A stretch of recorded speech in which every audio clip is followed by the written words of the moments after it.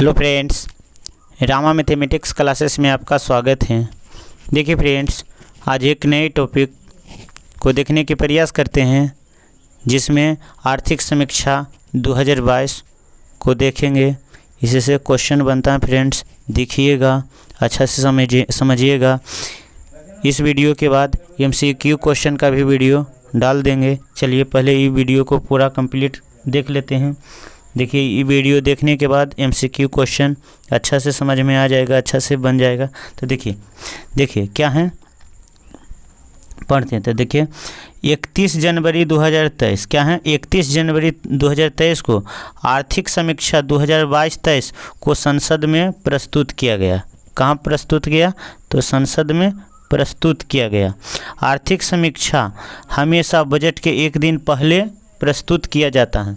तो पूछेगा कि आर्थिक समीक्षा बजट से कितने दिन पहले प्रस्तुत किया जाता है? तो एक दिन पहले, 31 को, और बजट 1 फरवरी को। आगे देखते हैं।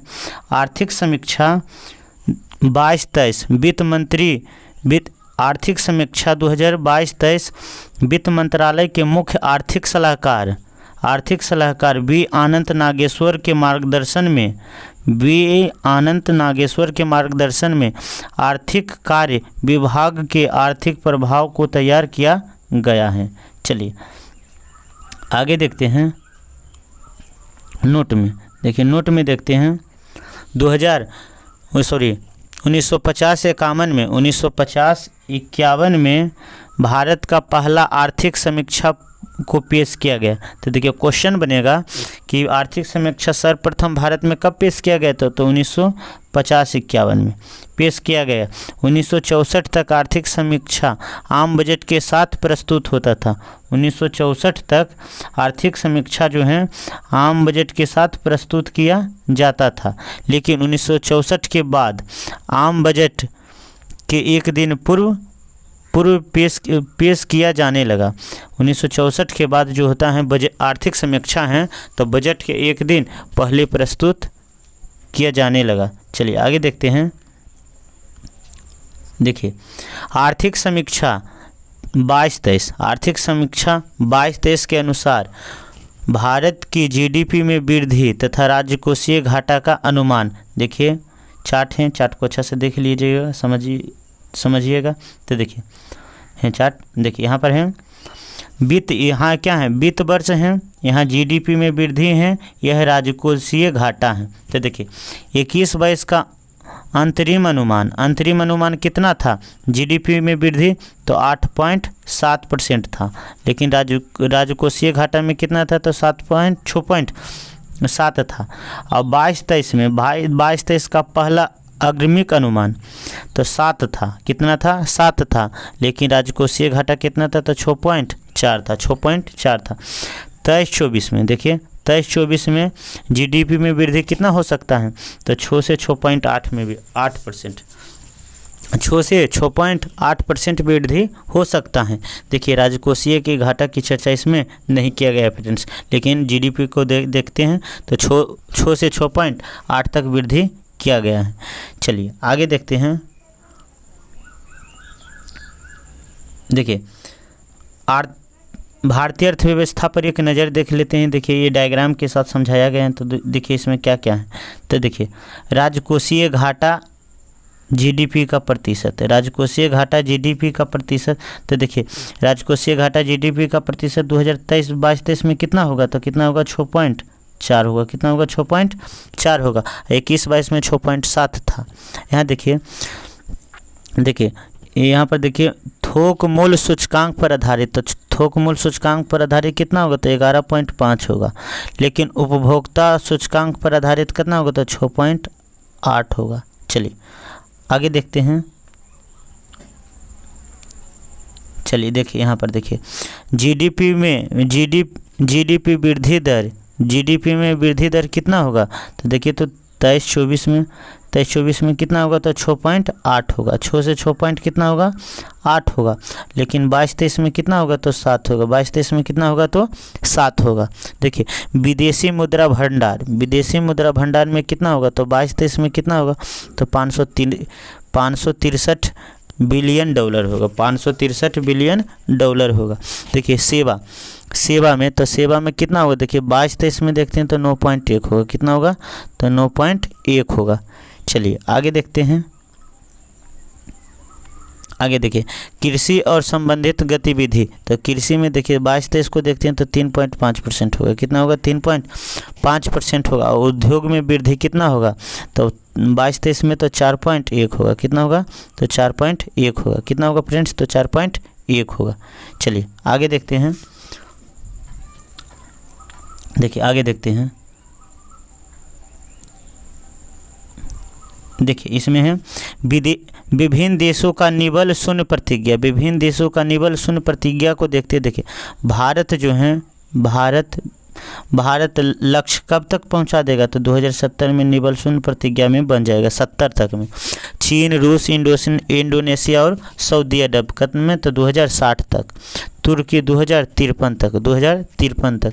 देखिए अमेरिका, कनाडा, ब्राज़ील, अर्जेंटीना, दक्षिण कोरिया, जापान, साउथ अफ्रीका 2050 तक। देखिए ऑस्ट्रेलिया और जर्मनी सबसे पहले 2045 तक में कंप्लीट हो जाएगा। देखिए इससे ही डायग्राम में पता चल रहा है कि भारत सबसे पीछे हैं, 2070 में पहुंचेगा, लेकिन जर्मनी और ऑस्ट्रेलिया 2045 में पहुंच जाएगा फ्रेंड्स। चलिए आगे देखते हैं। देखिए आगे क्या है, अर्थव्यवस्था के 3 सेक्टर, अर्थव्यवस्था के 3 सेक्टर, ये तो क्वेश्चन पूछता है फ्रेंड्स। तो देखिए यहाँ पर देखिए 21-22, तो 21-22 में वृद्धि और 22-23 में वृद्धि। तो देखिए कृषि के क्षेत्र में कितना हुआ, 21-22 में कितना हुआ था 3% में, लेकिन 22-23 में कितना हुआ 3.5% में। कहने का मतलब पहले की अपेक्षा 0.5% बढ़ा है। उद्योग के क्षेत्र में कितना 10.3 है, कितना अभी कितना हो गया तो 4.1 हो गया, तो कहने का मतलब पहले की अपेक्षा उद्योग घट गया। सेवा के क्षेत्र में तो देखिए सेवा के क्षेत्र कितना है, तो 8.4 है, लेकिन अभी कितना है तो 9.8 है। तो देखिए इससे ऐसे क्वेश्चन पूछता है कि अर्थव्यवस्था में तीनों सेक्टर में सबसे ज़्यादा कौन कार्य करता है, तो देखिए तो सेवा क्षेत्र 9.1 है, कितना फ्रेंड्स तो 9.1 है। और देखिए और दूसरा में कौन है तो उद्योग है, तीसरा में कौन है तो कृषि है। तो ऐसे क्वेश्चन पूछता है कि सबसे ज़्यादा कौन सा क्षेत्र अर्थव्यवस्था में मदद करता है, तो सेवा। सबसे कम तो कौन है तो कृषि है, कौन है तो कृषि है। चलिए आगे देखते हैं। आगे देखिए आगे हैं वर्ष 2022-23 में विश्व के विभिन्न क्षेत्र में भारत का स्थान। देखिए कौन कौन सा क्षेत्र में भारत का स्थान कितना कितना है उसको देखते हैं। तो देखिए यहाँ पर है विभिन्न क्षेत्र हैं, इधर भारत का स्थान है। तो देखिए इधर भारत का स्थान है, तो वैक्सीन निर्माण में भारत केमा स्थान पर है। जो कोरोना वायरस आया था उनके वैक्सीन निर्माण में केमा स्थान पर है, तो प्रथम स्थान पर है। 2 पहिया और 3 पहिया वाहन में केमा स्थान पर है, तो पहला स्थान पर। 2 पहिया और 3 पहिया वाहन में केमा स्थान पर है, तो पहला स्थान पर है।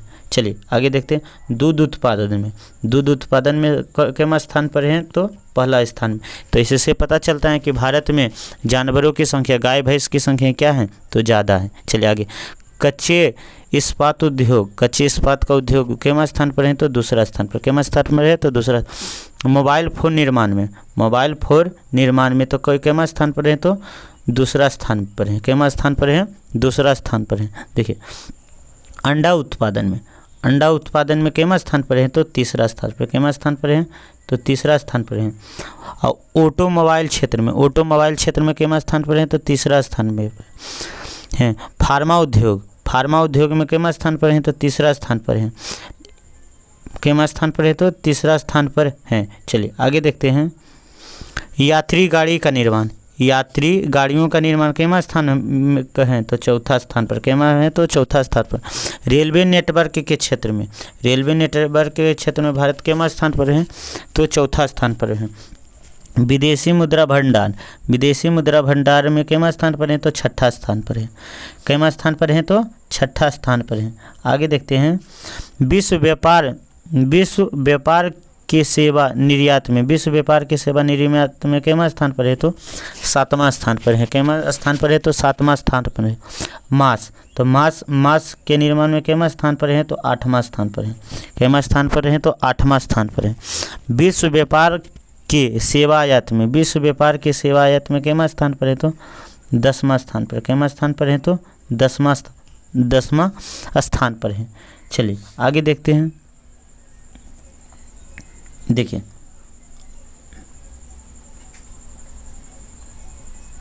चलिए आर्थिक समीक्षा का टू द पॉइंट देख लेते हैं। क्या है टू द पॉइंट, उसको समझते हैं। तो देखिए टू द पॉइंट में है, तो देखिए आर्थिक समीक्षा 22-23 में कुल 12 अध्याय को बांट दिया गया है।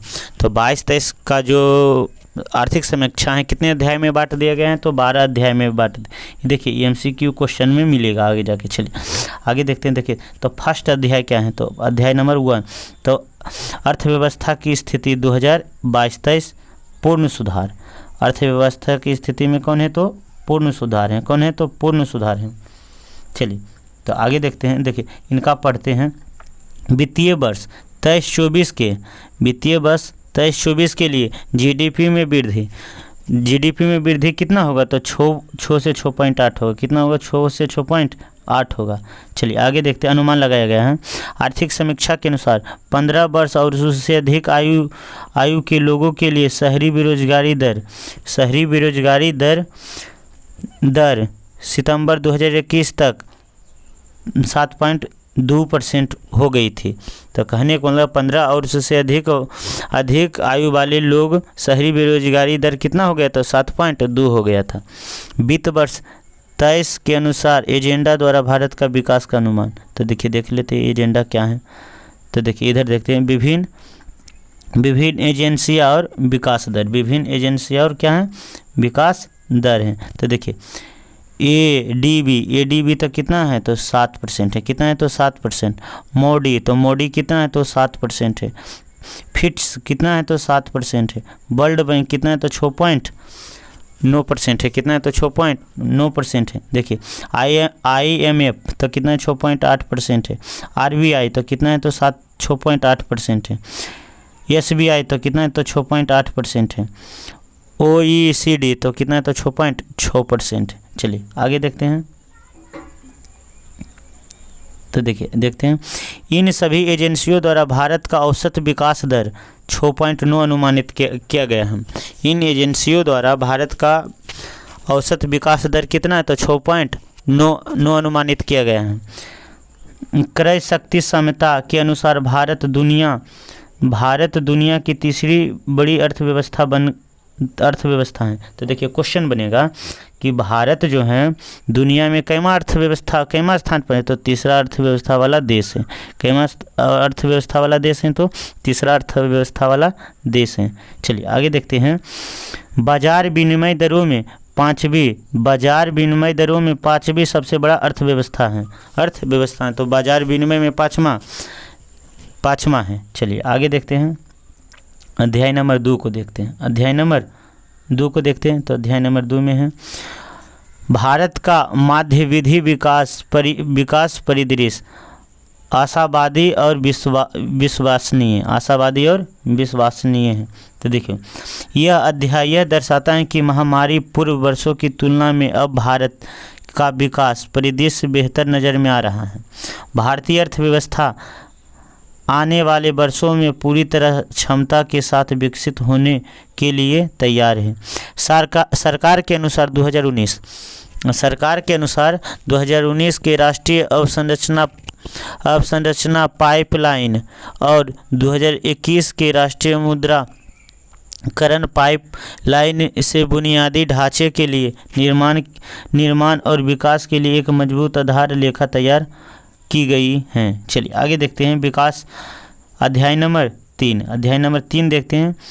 राजकोषीय विकास के तो राजस्व सुधार। राजकोषीय विकास कहने का मतलब राजस्व सुधार को देखते हैं। तो राजस्व सुधार में है देखिए अप्रैल नवंबर 2022 के दौरान सकल कर राजस्व में 15.5% की वार्षिक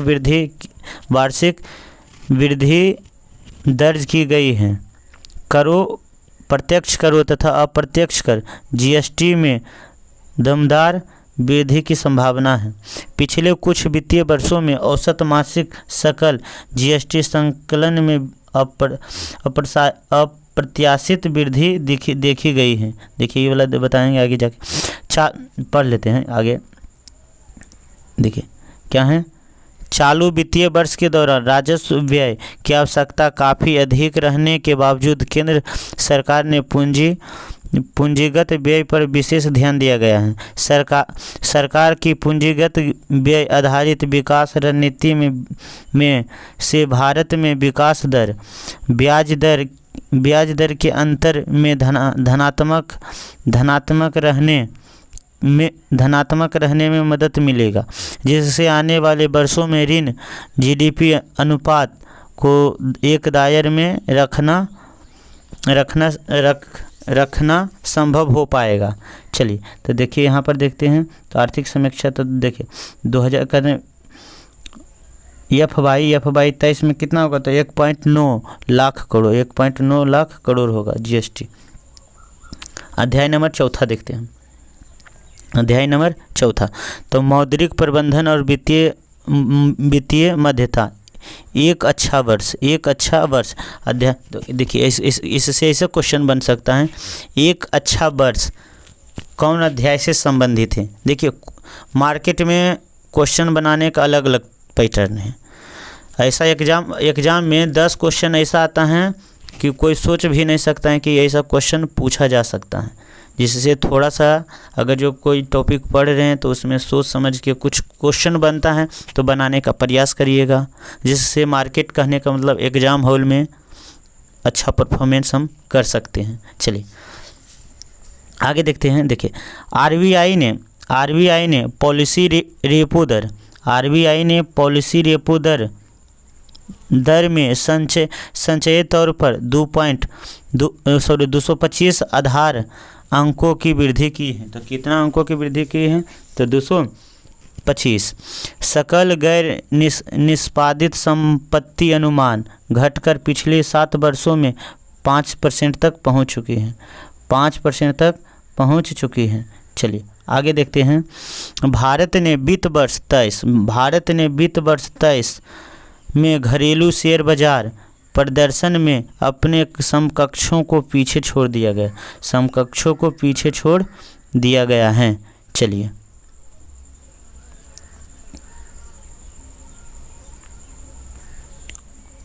अगला क्वेश्चन, अध्याय नंबर 5 देखते हैं। देखिए 12 अध्याय हैं, 12 से अभी पहुंच चुके हैं 5 में। देखिए 5वां अध्याय है मौद्रिक प्रबंधन और वित्तीय मध्यता। नहीं सॉरी 5वां अध्याय कीमतें और मुद्रास्फीति, नाजुक परिस्थितियों पर एक कामयाबी है। तो देखिए भारत में खुदरा महंगाई दर अप्रैल 2022 में बढ़कर 7.8% के शिखर पर पहुंच गई है, लेकिन इसके बावजूद पूरी दुनिया में न्यूनतम में से एक रही है। सरकार ने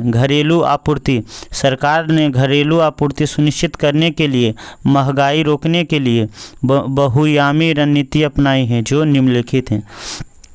प्रमुख कच्चे माल फेरोनियल, कोकिंग कोल इत्यादि पर आयात शुल्क को घटाकर शून्य कर दिया गया है। पेट्रोल और डीजल के उत्पादन शुल्क में चरमबद्ध कटौती की गई है। कपास पर सीमा शुल्क माफ़ कर दिया गया है। कपास पर जो है सीमा शुल्क क्या कर दिया गया है, तो माफ़ कर दिया गया है। गेहूं के निर्यात पर रोक लगा दिया गया है। गेहूं के निर्यात पर क्या लगा दिया गया है, तो रोक लगा दिया गया है। चलिए अध्याय नंबर 6 देखते हैं। अध्याय नंबर 6 सामाजिक अवसंरचना और रोजगार, व्यापक व्यवस्था। क्या है, व्यापक व्यवस्था। जीवन के बेहतर गुणवत्ता के लिए सरकारी व्यय में वृद्धि। स्वास्थ्य क्षेत्र में केंद्र और राज्य सरकार का अनुमानित व्यय बढ़कर वित्त वर्ष 22-23 में जीडीपी का 2.1% हो गया है। जीडीपी का कितना हो गया, 2.1% हो गया है।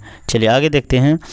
बाल मृत्यु दर IMR 5 वर्ष से कम उम्र के बच्चों की वृद्धि दर और नवजात शिशु मृत्यु दर में निरंतर गिरावट आ रही है। इसका कहने का मतलब है कि 5 साल से जो छोटा बच्चा है उसके मृत्यु दर में गिरावट आ रही है।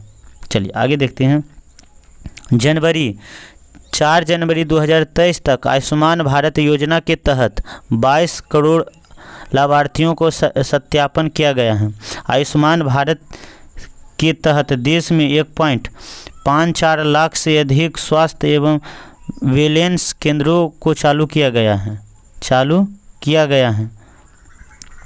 आर्थिक समीक्षा में प्रकाश डाला गया है कि यूएनडीपी के बहुआयामी गरीबी सूचकांक रिपोर्ट 2022 के अनुसार भारत में 41.5 करोड़ लोग वर्ष 2005-06 में वर्ष 2019-20 के बीच गरीबी से उभर गया है। वर्ष 2023 से 47 तक 14,500 से अधिक पीएम श्री स्कूलों का निर्माण किया गया है। कहने का मतलब 2023 से 27 तक 14,500 से अधिक पीएम श्री स्कूलों का निर्माण किया जाएगा। आगे देखते हैं। आर्थिक समीक्षा के अनुसार 6 जनवरी 2023 को कोविड टीके 220 करोड़ से अधिक खुराक लोगों के दी गई है। असंगठित कामगारों का एक राष्ट्रीय डेटाबेस बनाने के लिए ई श्रम पोर्टल विकास किया गया है, जिसका सत्यापन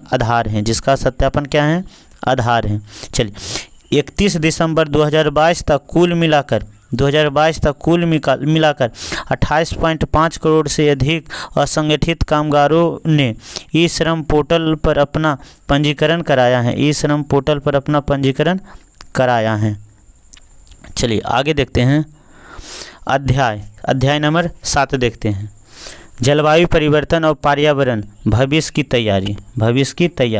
तो वर्ष 2070 तक भारत ने वर्ष 2070 तक शून्य उत्सर्जन का लक्ष्य हासिल करने का नेट जीरो का संकल्प व्यक्त किया है।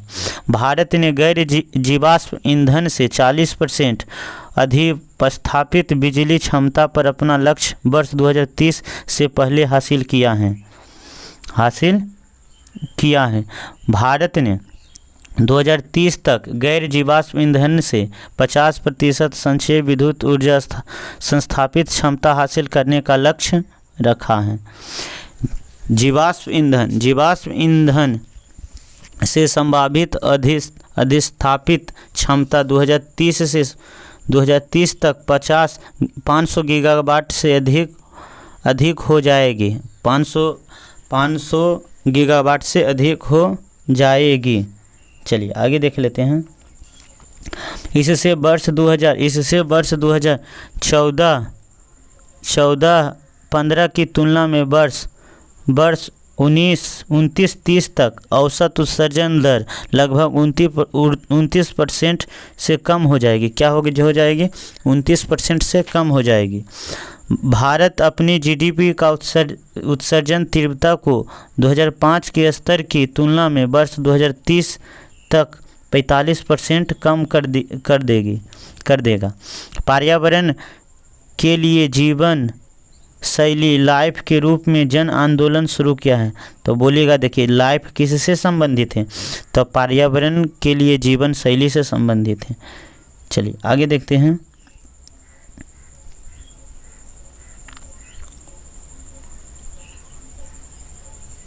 देखिए आगे देखते हैं। अर्थव्यवस्था में कार्बन तीव्रता कम करने को ध्यान में रखते हुए सॉवरेन ग्रीन बॉन्ड फ्रेमवर्क नवंबर 2022 में जारी किया है। सॉवरेन ग्रीन बॉन्ड को जारी करने की घोषणा केंद्रीय बजट 22-23 में की गई है। इसे जारी करने एवं इसका सत्यापन करने के लिए एक ग्रीन फाइनेंस वर्किंग कमेटी का गठन किया है। वर्ष 2047 तक भारत को ऊर्जा स्वतंत्र राष्ट्र बनाने के लिए राष्ट्रीय हरित हाइड्रोजन मिशन शुरू किया गया है। तो राष्ट्रीय हरित हाइड्रोजन मिशन कब तक शुरू किया गया है? तो 2047 तक। कब तक है? तो 2047 तक। चलिए आगे देखते हैं। राष्ट्रीय हरित हाइड्रोजन मिशन द्वारा 2030 तक कम से कम 5 मिलियन मीट्रिक टन की वार्षिक हरित हाइड्रोजन उत्पादन क्षमता विकसित कर ली जाएगी। राष्ट्रीय हरित हाइड्रोजन मिशन के तहत वर्ष 2023 तक जीवाश्म ईंधन के आयात में 1 लाख करोड़ रुपया से अधिक की संचयी कटौती की जाएगी। वर्ष 2030 तक नवीकरणीय ऊर्जा क्षमता में लगभग 125 गीगावाट की वृद्धि की जाएगी। ग्रीन हाउस गैस के वार्षिक उत्सर्जन में लगभग 500 MMT की कमी की जाएगी। 500 MMT की कमी की जाएगी। चलिए आगे देखते हैं। अक्टूबर 2022 तक राष्ट्रीय सौर मिशन के तहत 61.6 गीगावाट सौर ऊर्जा क्षमता अधिकृत किया जा चुका है। जलवायु परिवर्तन के लिए 12 उत्कृष्ट केंद्र बनाए गए हैं। इसे मजबूत किया जा रहा है।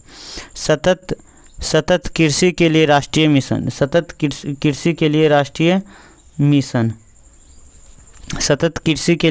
मिशन। जैविक खेती के तहत 0.1 लाख हेक्टेयर और सूक्ष्म सिंचाई के तहत 10 लाख हेक्टेयर को कवर करने का लक्ष्य रखा गया। अगस्त 2022 को भारत सरकार ने जलवायु परिवर्तन पर संयुक्त राष्ट्र फ्रेमवर्क कन्वेंशन को सूची करने के लिए भारत में अद्यतन राष्ट्रीय स्तर पर आधारित योगदान प्रस्तुत किया है। भारत ने अपना पहला NDC अक्टूबर 2015 में UNFCCC को प्रस्तुत किया है, जिसमें 8 लक्ष्य शामिल है। कितना लक्ष्य शामिल है? तो 8 लक्ष्य शामिल हैं।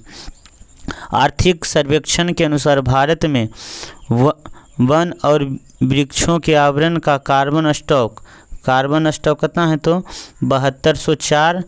7204 मिलियन टन है। 7204 मिलियन टन है। जहाँ अरुणाचल प्रदेश में सबसे ज़्यादा कार्बन स्टॉक कहे तो 1024 मिलियन टन। इसके बाद मध्य प्रदेश में 609 मिलियन टन का स्थान है। आर्थिक समीक्षा के अनुसार अगस्त 2022 तक भारत के 18 राज्यों में 75,796.8 वर्ग किलोमीटर क्षेत्र हैं। क्षेत्र में 53 टाइगर रिजर्व फैले हैं, जो जंगली बाघों के वैश्विक आबादी का 75% इसमें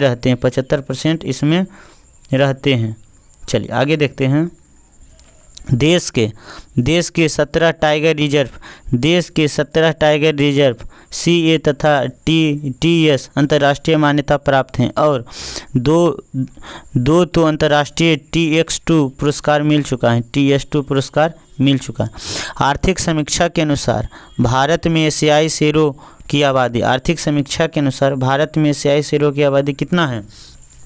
तो 674 हैं। कितना है? 674 हैं। पूरे विश्व के 60% से अधिक हाथी भारत में। तो कहने का मतलब 60% से हाथी सबसे ज़्यादा कहाँ है? तो भारत में। कहाँ है? तो भारत में है। चलिए आगे देखते हैं। अध्याय नंबर 8 देखते हैं। चलिए अध्याय नंबर 8 को देखते हैं। तो कृषि और खाद्य प्रबंधन, खाद्य सुरक्षा से शोषण सुरक्षा तक। तो देखिए प्रथम अग्रमिक के अनुसार भारत ने 315.7 मिलियन टन कुल खाद्यान्न का उत्पादन किया है, जिसमें खरीफ का उत्पादन 104.9 मिलियन टन का अनुमान लगाया गया है। पिछले 6 वर्षों के दौरान भारतीय कृषि क्षेत्र 4.6% औसत वार्षिक दर से वृद्धि की गई है। चलिए आगे देखते हैं। वर्ष 2021-22 में कृषि के क्षेत्र में सिर्फ 3% की वृद्धि देखी गई है। 3% की वृद्धि देखी गई हैं। चलिए आगे देखते हैं।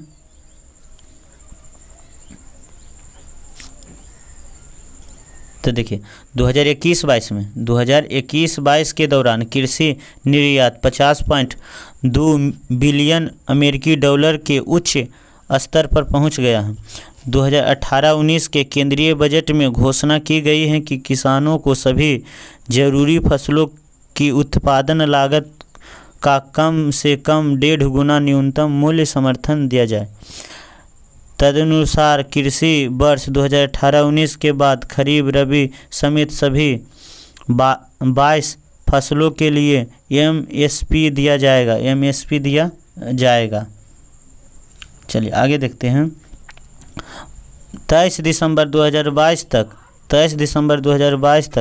3.89 करोड़ पात्र किसानों को किसान क्रेडिट कार्ड दिया जाएगा। कितना दिया जाएगा? तो 3.89 करोड़ किसान क्रेडिट कार्ड दिया जाएगा।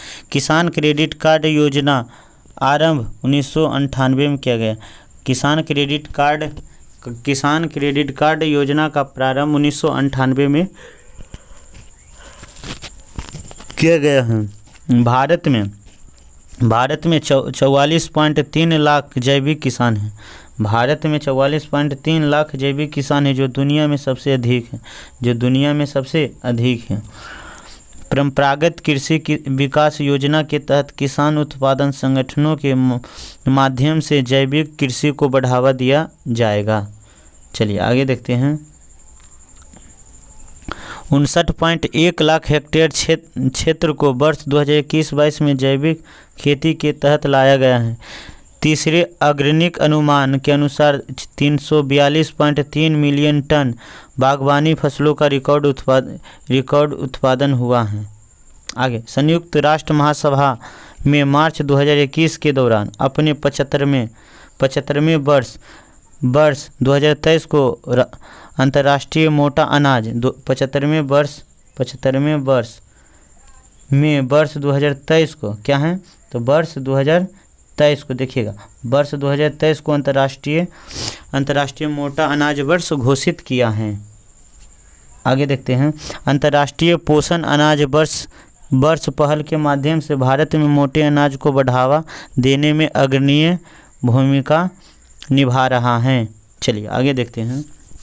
वर्ष 2021-22 में के चौथे अग्रणिक अनुमान के अनुसार भारत ने 50.9 मिलियन टन से अधिक मोटे अनाज का उत्पादन किया है, जो एशिया के 80% और वैश्विक उत्पादन में 20% है।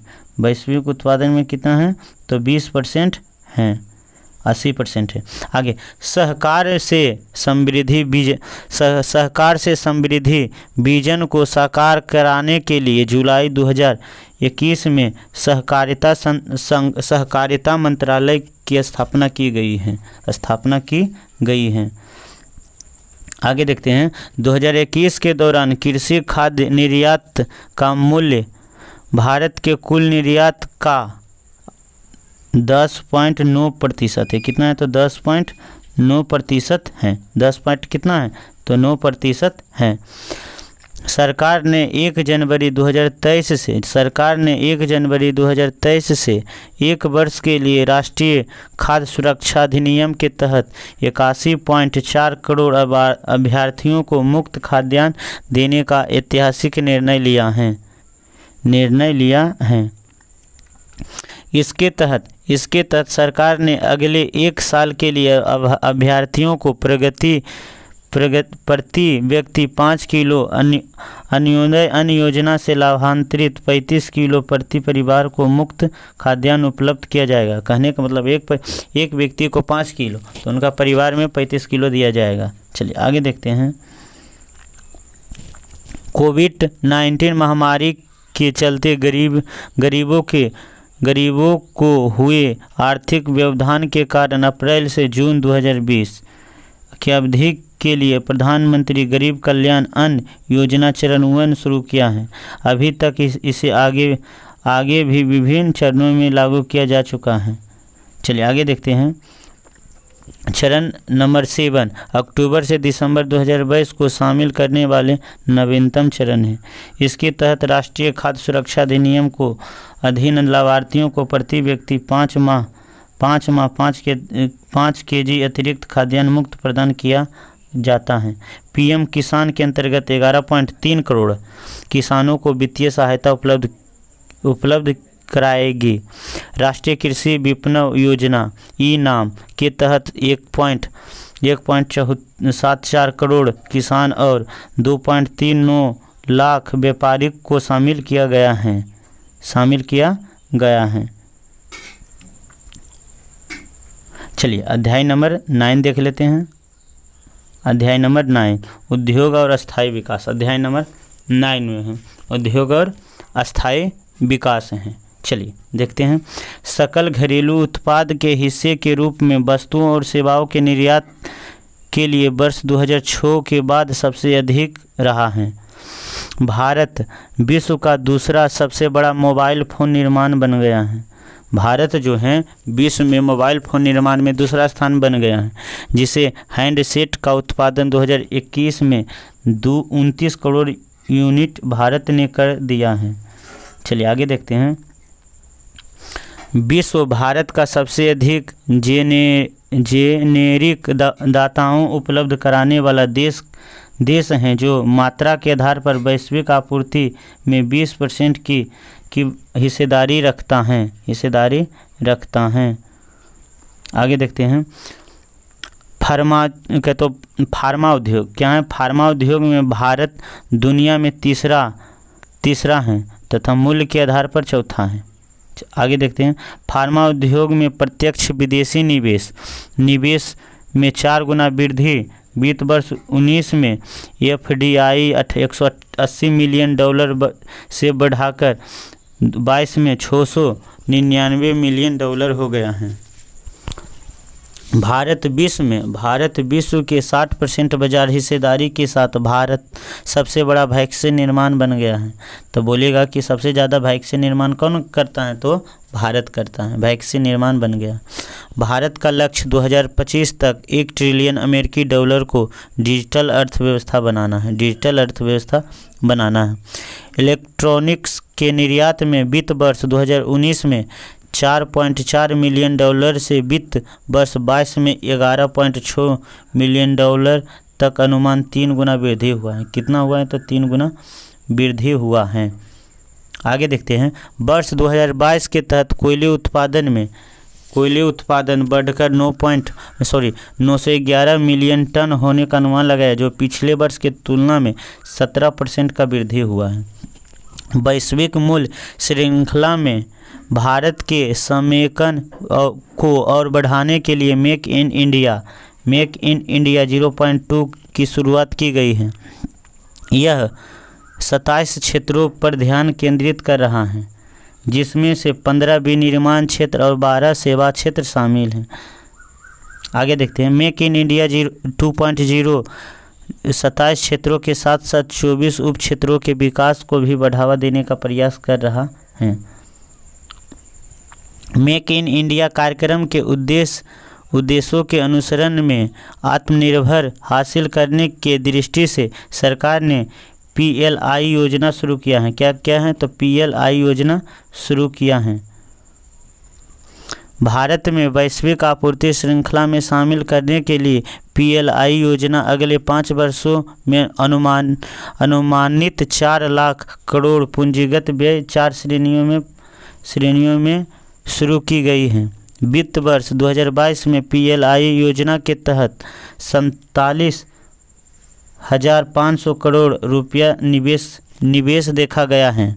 चलिए अध्याय नंबर 10 देखते हैं।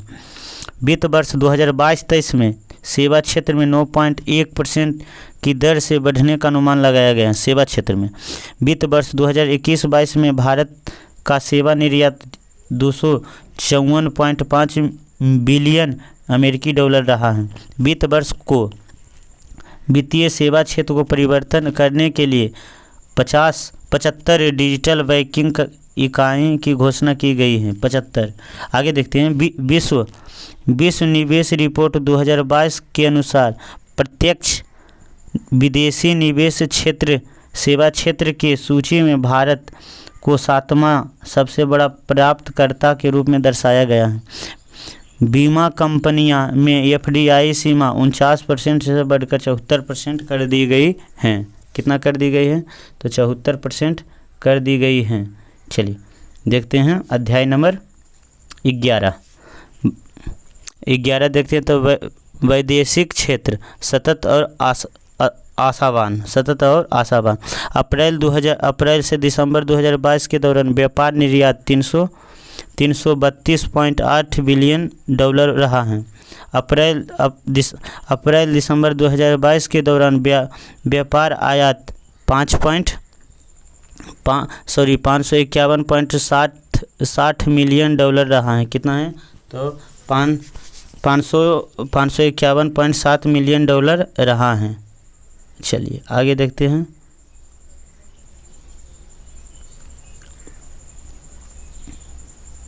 देखिए भारत ने अब तक 13 मुक्त व्यापार समझौता किए हैं। भारत ने अब तक 13 मुक्त व्यापार समझौता किया है।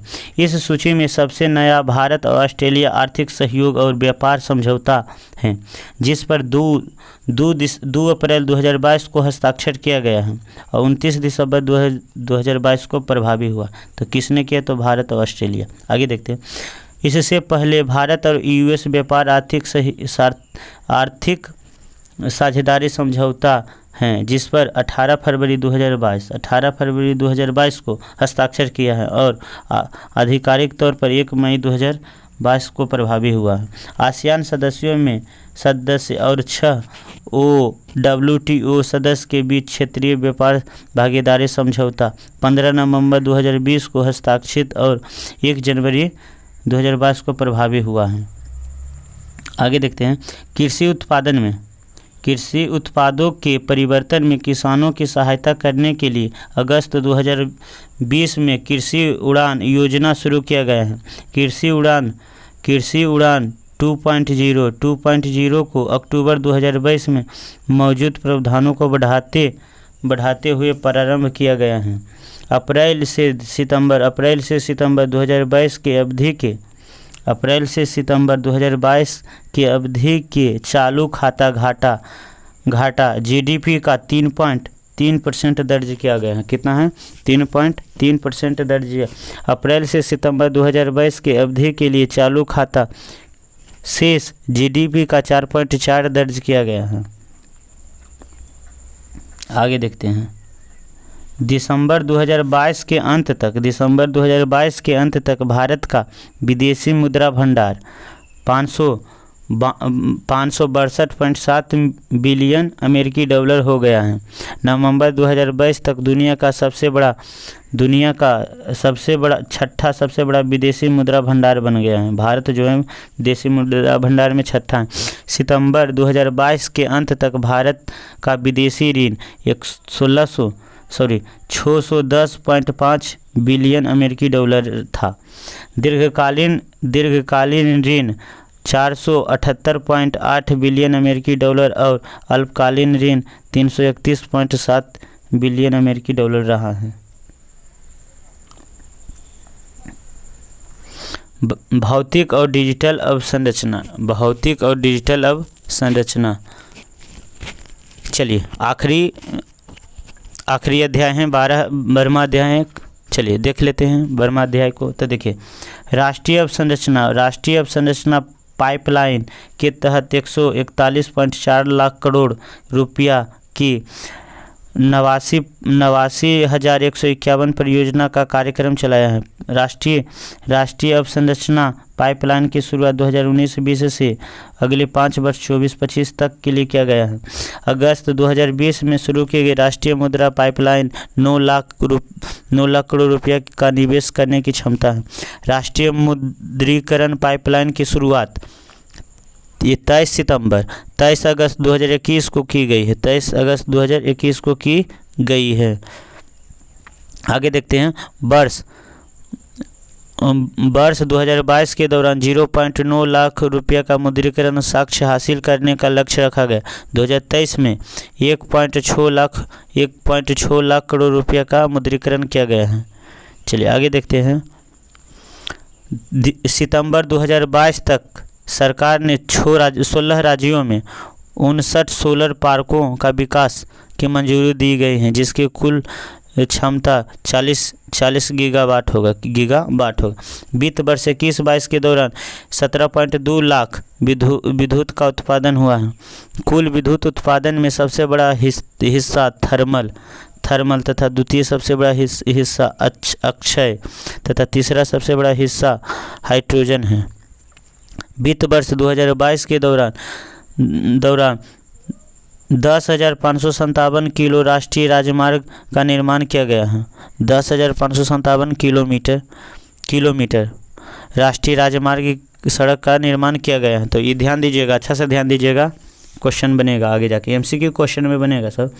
वित्त वर्ष 2023 में 4,060 किलोमीटर राष्ट्रीय राजमार्ग का निर्माण किया जा चुका है। भारत में जलमार्गों की कुल नौगम्य लंबाई कितना है? तो 14,850 किलोमीटर, 14,850 किलोमीटर है। कितना है? तो 14,850 किलोमीटर है। चलिए आगे देखते हैं।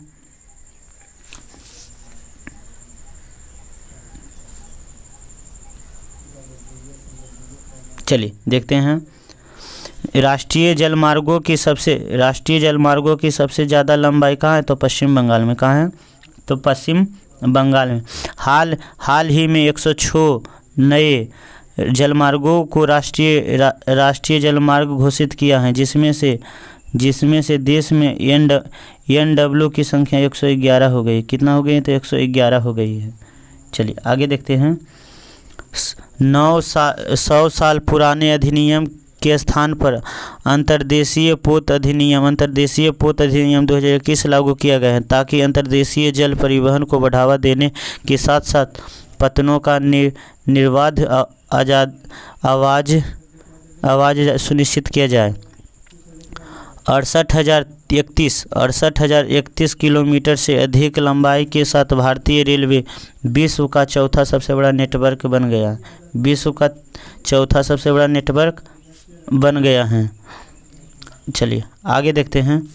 2019-22 के दौरान UPI पर आधारित 2019-20 के UPI पर आधारित लेन देन के लिए मूल्य के संदर्भ में 121% की वृद्धि और मात्रा के संदर्भ में 115% की वृद्धि हुई है UPI के संदर्भ में। नवंबर 2022 तक भारत में कुल टेलीफोन उपभोक्ताओं की संख्या 117 करोड़ है, जिसमें से 44.3% उपभोक्ता ग्रामीण क्षेत्र में। नवंबर 2022 तक कुल टेलीफोन उपभोक्ताओं में से 97% मोबाइल फ़ोन द्वारा जुड़े हैं। भारत में कुल टेली घनत्व 84.8% है। 84.8% है, जिसमें दिल्ली में सबसे ज़्यादा और बिहार में सबसे कम है। तो टेली घनत्व सबसे ज़्यादा कहाँ है? तो दिल्ली में। सबसे कम कहाँ है? तो बिहार में। 2015 से 2022 के दौरान इंटरनेट उपभोक्ता की संख्या 200% की वृद्धि हुई है। कितना हुई है? तो 200% की वृद्धि हुई है। चलिए आगे देखते हैं। जून 2022 की स्थिति के अनुसार लगभग 84 करोड़ ग्राहकों के पास इंटरनेट है। जून 2022 की स्थिति के अनुसार 84 करोड़ ग्राहकों के पास इंटरनेट कनेक्शन है। चलिए आगे देखते हैं। आर्थिक समीक्षा के अनुसार महत्वपूर्ण आंकड़े देख लेते हैं। तो देखिए यहाँ पर देखिए संकेत हैं। यहाँ 19-21, यहाँ पर 20 हैं। तो देखिए कुल प्रजनन दर कितना है? तो 2 है। इधर भी कितना है? तो 2 है। शिशु मृत्यु दर तो कितना है? 35.2 है। तो इधर कितना है? तो 28 है। इधर देखिए मृत्यु दर की शो नहीं किया है, तो इधर कितना है, तो 97 है। नवजात मृत्यु दर कितना है, तो 24.9 है, तो इधर कितना है, तो 20 है। चलिए आगे देखिए, 5 वर्ष से कम आयु बच्चों की मृत्यु दर तो कितना है, इधर 41.9 है, इधर 32 है। चलिए आगे देखते हैं, आर्थिक समीक्षा 2022 के आधार पर विश्व बैंक के अनुसार 2022 के शीर्ष ऋण प्रेषण प्राप्तकर्ता। तो देखिए भारत जो है, भारत कितना है, तो 100 बिलियन अमेरिकी डॉलर है। भारत कितना है, तो 100 बिलियन अमेरिकी डॉलर है। मैक्सिको कितना है, तो 60 बिलियन अमेरिकी डॉलर है, 60 मिलियन अमेरिकी डॉलर है। चीन कितना है, तो 51 बिलियन अमेरिकी डॉलर है। चलिए आगे देखते हैं, वित्त वर्ष 22-23 अप्रैल से सितंबर भारत में टॉप 3 निवेश करने वाले देश, भारत में टॉप 3 आकर्षित करने वाले देश, तो सिंगापुर हैं, सबसे ज़्यादा हैं, दूसरा में मॉरिशस है, तीसरा में यूएस है। इधर है भारत में कंप्यूटर सॉफ्टवेयर हार्डवेयर, दूसरा में सेवा है, तीसरा में है व्यापार है।